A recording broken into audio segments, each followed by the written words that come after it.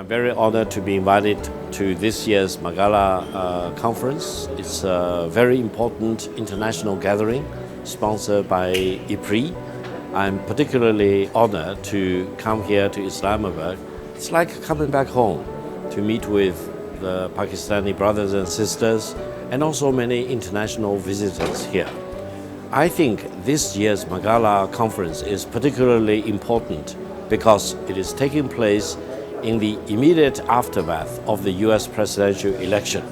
Now that Donald Trump has won the election, he's president-elect right now, he will soon be the US president, and he promised to reshape the United States and reshape the world.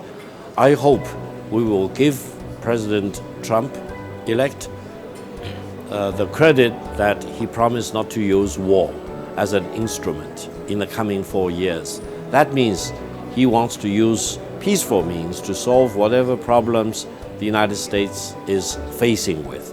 And I hope he will do a lot of good for the American people as well as for mankind as a whole. And I would say that Pakistan has a very important role to play. I mentioned during my presentation at the conference that back in 1971, Pakistan brought China and the United States together, opening the door between China and the United States.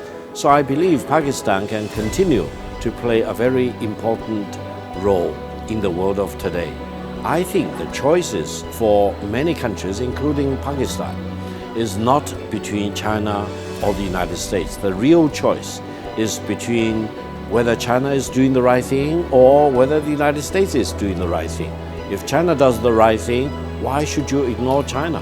If the United States is doing the right thing, why should you ignore the United States? But if the United States is doing the wrong thing, why should you blindly follow the leadership of the United States? So my point is very simple. In the world of today, every country needs to use its own independent judgment to come to a conclusion as to whether one country is doing the wrong thing or the right thing.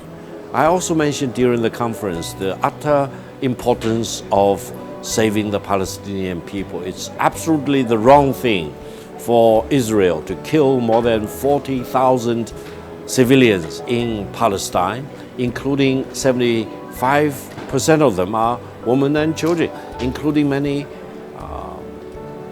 pregnant women. No one in the world of today should be blind to such atrocities.